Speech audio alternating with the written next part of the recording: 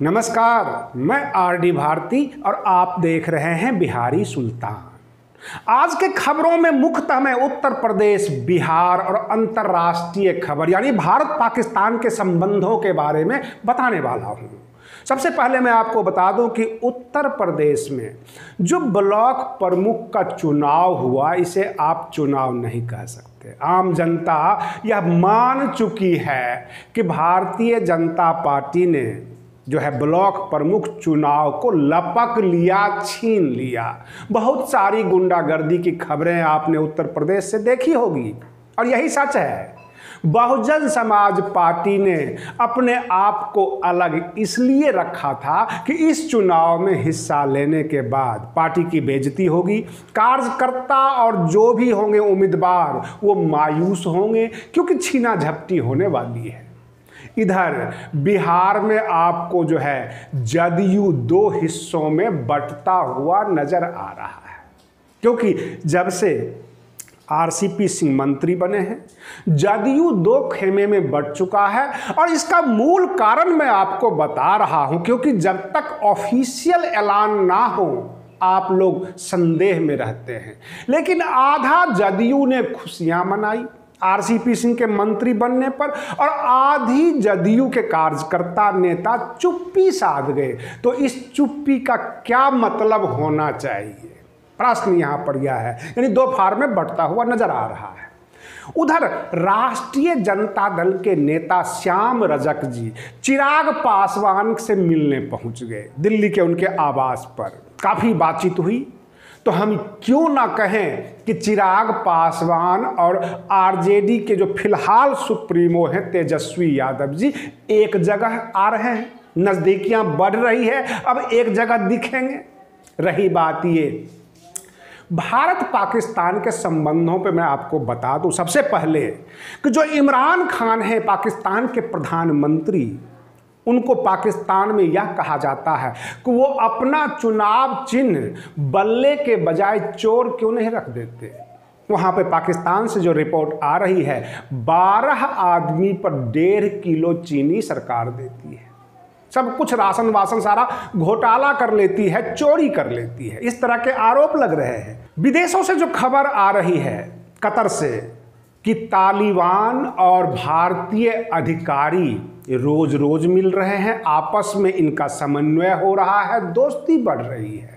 मैं आपको बता दूं कि तालिबान अफगानिस्तान का एक संगठन है। तालिबान शब्द जो है उत्पन्न हुआ है तालीम से। उर्दू में तालीम को बोलते हैं शिक्षा, यानी शिक्षा को ही तालीम कहते हैं उर्दू में। तो शिक्षा पाने वाले यानी तालीम पाने वाले को तालिबान कहते हैं।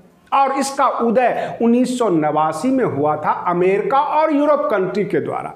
और 1991 में जो अफगानिस्तान था सोवियत संघ का हिस्सा और बहुत सारे कंट्री, तो 1991 में सोवियत संघ यानी यूएसएसआर टूट गया और 15 देशों में बिखर गया।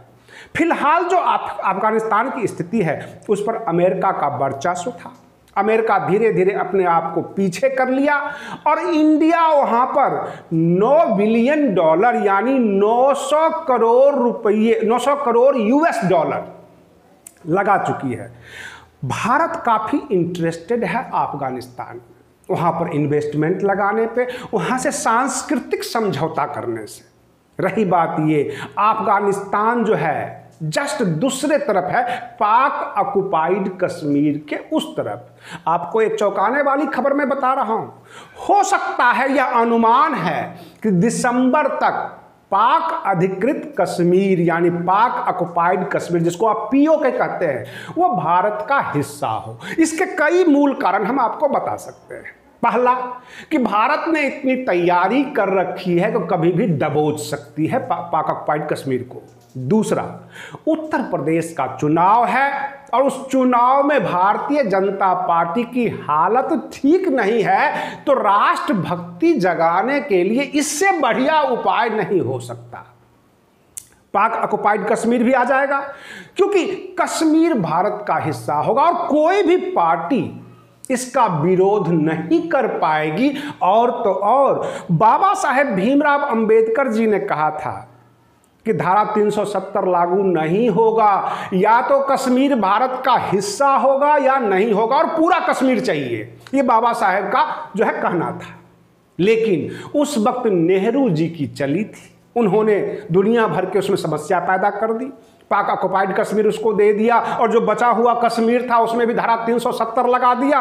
और इसकी अगर व्याख्या करूं तो और भी आपको तकलीफ होगी। कश्मीर के ऊपर कितने राजनीति किए गए।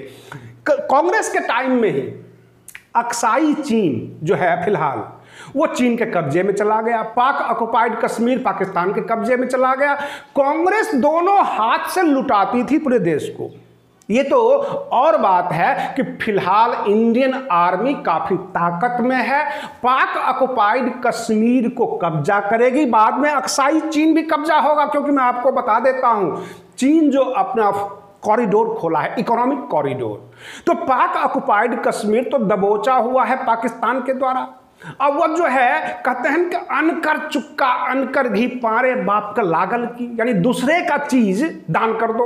पाकिस्तान ने क्या क्या चाइना को दान कर दिया कि आप यहां पर इकोनॉमिक कॉरिडोर लगा लो। जो तकलीफ है, अगर पाक ऑक्युपाइड कश्मीर कब्जे में आ जाता है तो चाइना की नाक बंद कर दी जाएगी, वो यूरोप तक जा ही नहीं पाएंगे।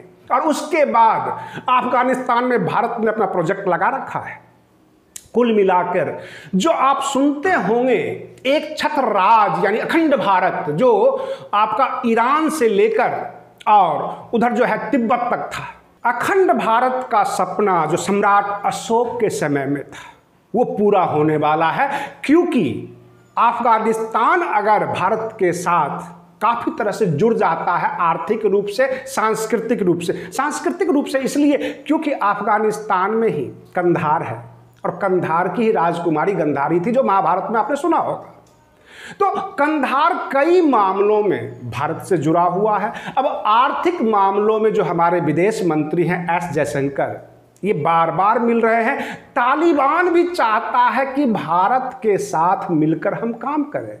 अब पाकिस्तान का आरोप यह है कि चलो भाई, अफगानिस्तान में अगर नाच हो रहा है तो उससे ज़्यादा आश्चर्यजनक बातें नहीं हो सकती, परंतु झूम झूम के नाच हो रहा है तो इतनी भयंकर दोस्ती कैसे?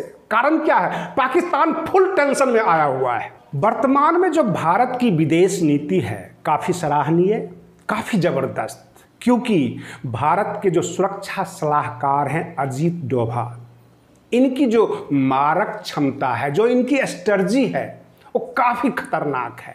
ऊपर से विदेश मंत्री एस जयशंकर, इन्होंने कतर में जाके मीटिंग की अफगानिस्तानी अधिकारियों से, तालिबानियों से, और पूरी तैयारी हो रही है कि उधर से अफगानिस्तान के तरफ से अटैक मारेंगे, इधर से कश्मीर के तरफ से, और पाक ऑक्युपाइड कश्मीर को तो ऐसे ही ले लेंगे। रही बात, जो तैयारी है यहीं तक रुकती नहीं है, जो इकोनॉमिक कॉरिडोर है चाइना का, वह भी ध्वस्त करना है। पाकिस्तान को 4 टुकड़े कर रहे हैं ताकि ये इतनी ताकत में ना आए कि बार बार तकलीफ दे सके। प्रश्न यहां पर यह उठता है कि पाकिस्तान जब तक ताकत में रहेगा इंडिया को परेशान करके रखेगा। ये और बात है कि भारत की जो आर्मी है वो ताकतवर है, लेकिन ताकत का इस्तेमाल चाइना का साथ हो, पाकिस्तान के साथ क्यों? तो पाकिस्तान को जो है कमजोर करने के लिए अफगानिस्तान से दोस्ती बनानी ज़्यादा जरूरी है। अफगानिस्तान हाथ में रहता है, पाक ऑक्युपाइड कश्मीर कब्जे में आ जाता है, और जिस इकोनॉमिक कॉरिडोर का सपना चाइना देख रहा है कि हम अपना व्यापार करेंगे, पूरा चाइना में प्रोडक्ट बनेगा और पूरा यूरोपियन जो है कॉन्टिनेंट, वहाँ पर हमारा माल बिकेगा, इतना बड़ा बाजार मिलेगा, यह सब अगर भारत करने लग जाए तो कितना अच्छा होगा। आप जानते हैं ईरान से जो तेल आता था वो पाकिस्तान होकर आता था, अन्यथा समुद्र से अगर आप तेल मंगाते हैं पानी जहाज के जरिए तो काफ़ी दूर तक आपको समुद्र के एरिया से निकलना पड़ता है, जिससे आपका कॉस्ट बढ़ता है।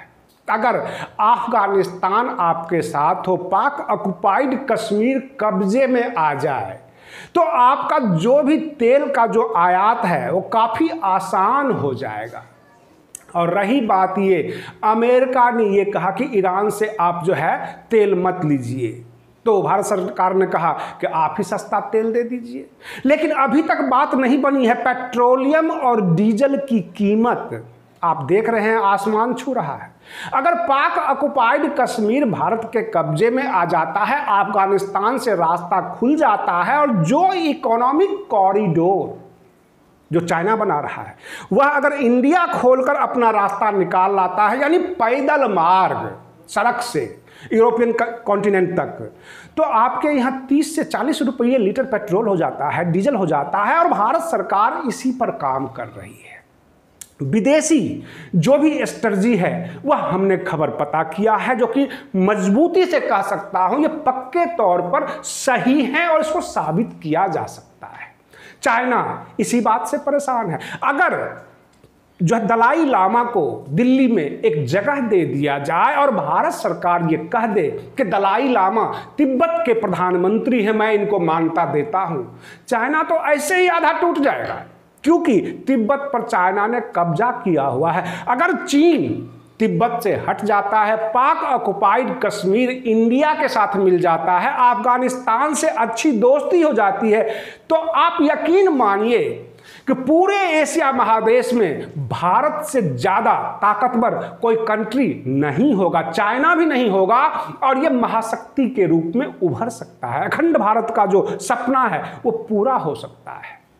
रही बात ये, भारत का जो फैलाव है, जिस तरह से आपने यमुना एक्सप्रेसवे का जो अटल बिहारी वाजपेयी जी का सपना था कि तिब्बत तक यह यमुना एक्सप्रेसवे जाएगी, एक ही रोड, अगर उस यमुना एक्सप्रेसवे को आप कश्मीर की तरफ बढ़ा दें और कश्मीर से होते हुए अफगानिस्तान से होते हुए यूरोपियन कॉन्टिनेंट तक पहुंच जाए, तो कितना बड़ा लंबा जो है ये यमुना एक्सप्रेसवे होगा।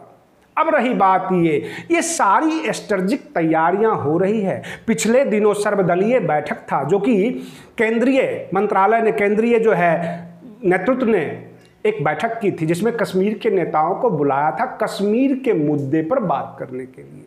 वह धारा 370 का गाना गा रहे थे और इसलिए कोई बात नहीं बनी। कश्मीर को पूरे राज्य का दर्जा देने की बात कर रहे थे। फिलहाल कश्मीर जो है, जम्मू कश्मीर, वो यूटी बना हुआ है, राज्य नहीं है। लेकिन भारत सरकार ने सोच रखा है कि जब तक पाक ऑक्युपाइड कश्मीर नहीं लेंगे तब तक राज्य का दर्जा नहीं देंगे, क्योंकि राज्य का दर्जा तो तब देंगे जब कश्मीर पूरा हो। अभी तो अधूरा है, अभी इसको राज्य का दर्जा दे के क्या करेंगे। अब रही बात ये कि पाकिस्तान बीच में रोड़े अटका रहा था, लेकिन अफगानिस्तान और तालिबान का जब साथ मिलता है, खास करके तालिबान जो संगठन है, तो पाकिस्तान जो है कच्चू मरजोश का निकल जाएगा, बीच में कुछ आ जाएगा एक तरह से, कि दोनों तरफ से हमले शुरू हो जाएंगे। और जिस तालिबान के दम पर पाकिस्तान उछलता था, वही तालिबान अब भारत के साथ आ रहा है। भारतीय अधिकारियों से बैठक करता है, स्ट्रेटेजी तैयार करता है, और पाकिस्तान को किस तरह से तबाह कर दिया जाए ये तैयारियां कर रहा है। कुल मिलाकर भारतीय कूटनीति काफी चरम पर है।